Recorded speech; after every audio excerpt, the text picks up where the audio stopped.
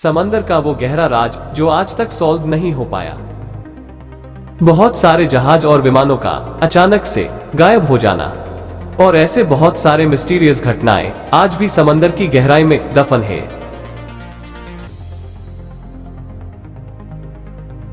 हम बात कर रहे हैं बरमूडा ट्रायंगल के बारे में, जिसे डेविल्स ट्रायंगल भी कहा जाता है।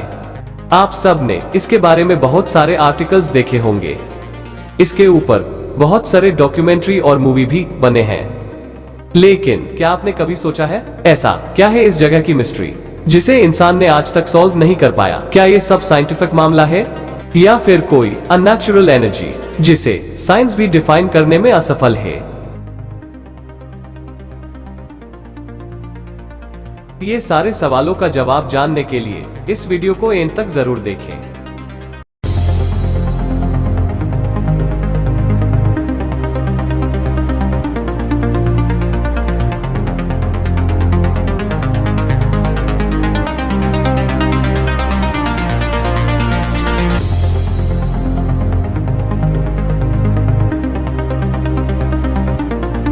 Bermuda triangle western part of north Atlantic ocean का एक लूजली डिफाइंड रीजन है। इसे बर्म्यूडा ट्रायंगल इसीलिए कहा जाता है क्योंकि ये ट्रायंगल एक रीजन को रेफर करता है जो कि फ्लोरिडा, बर्म्यूडा और पुएर्टो रिको के बॉर्डर को कनेक्ट करता है। इस जगह पर अब तक 50 से ज्यादा शिप्स और 20 से ज्यादा एयरक्राफ्ट्स मिस्टीरियस तरीके से गायब होने की घटनाएं सामने आए हैं।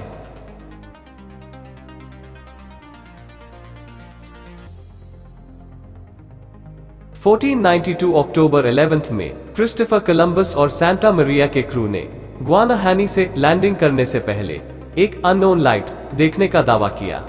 ये बर्म्यूडा ट्रायंगल का सबसे पहला इंसिडेंट था। दिसंबर 22, 1967 में विचक्राफ्ट नाम का एक कैबिन क्रूजर कैप्टन डन बुरैक उनके पिता पैट्रिक हॉगन और दोस्तों के साथ मियामी से रवाना हुआ। लेकिन सिर्फ 1 माइल ट्रैवल करने के बाद कोस्ट गार्ड्स को कैप्टन के तरफ से एक कॉल आया जिसमें कैप्टन ने बताया शिप किसी बड़ी चीज से टकराई है लेकिन कुछ ज्यादा डैमेज नहीं हुआ है। कोस्ट गार्ड्स ने तुरंत ही शिप को ढूंढने में लग गए, लेकिन जब शिप को सर्च किया जा रहा था तब ये पता चला वो पर्टिकुलर लोकेशन में प्रेजेंटली कोई भी शिप मौजूद नहीं है और प्रीवियसली भी वहां पे कोई भी शिप गुजरने का कोई नामो निशान नहीं था। उस शिप में बहुत सारे life jackets, life boats, flare guns, distress signal devices जैसे बहुत सारे डिवाइसेस मौजूद थे, लेकिन किसी भी चीज का इस्तेमाल नहीं हुआ था। कोस्ट गार्ड्स ने 100 स्क्वायर माइल्स तक लगातार बहुत दिनों तक अपना सर्च ऑपरेशन जारी रखा, लेकिन फिर भी उस शिप का कोई नामो निशान नहीं मिल पाया। 1945 दिसंबर 5 यूएस नेवी का torpedo bomber flight 19 Lauderdale naval air station Florida से टेक ऑफ किया।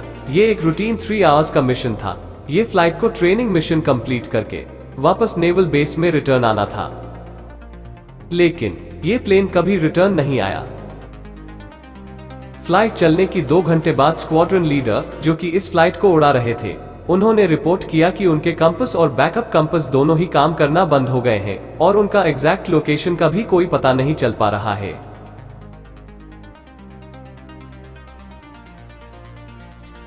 बहुत सारे सर्च ऑपरेशन के बाद भी न ही फ्लाइट 19 और न ही उसमें प्रेजेंट किसी भी ऑफिसर्स के डेड बॉडीज का भी पता नहीं चल पाया।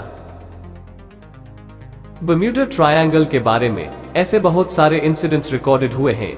इसमें बहुत सारे इंसिडेंट्स में काफी सिमिलैरिटीज भी है, लेकिन इन सारे हादसों का एग्जैक्ट रीजन अभी तक नहीं पता चल पाया। वैज्ञानिकों का मानना है बर्म्यूडा ट्रायंगल में कोई भी मिस्ट्री नहीं है। जितने भी शिप्स और प्लेन्स डिसअपीयर हुए हैं ये सब ह्यूमन एरर और बैड वेदर का नतीजा है। मिस्टर क्रिशेल्निकी का कहना है अगर बाकी जगह को कंपेयर करें तो बर्म्यूडा ट्रायंगल में डिसअपीयर होने वाली शिप्स और प्लेन्स का संख्या ऑर्डिनरी है। लेकिन कुछ लोगों का यह भी मानना है बर्म्यूडा ट्रायंगल में अननेचुरल एनर्जी है जो वहां से गुजर रहे सारे चीजों को अपने और खींच लेती है। अभी रिसेंटली 2020 में भी कुछ शिप रहस्यमयी तरीके से इस बर्म्यूडा ट्रायंगल में डिसअपीयर होने के भी खबर सामने आया है। ऐसे ही कुछ लोगों का मानना है ये पैरेलल यूनिवर्स को जाने वाला एक मीडियम है। तो दोस्तों, आपको क्या लगता है, ये बर्म्यूडा ट्रायंगल क्या वाकई में एक मिस्ट्री है? क्या ये सब इंसिडेंट्स का रीजन केवल ह्यूमन एरर और बैड वेदर है या फिर कोई अननेचुरल एनर्जी? कमेंट सेक्शन में जरूर बताइए। धन्यवाद।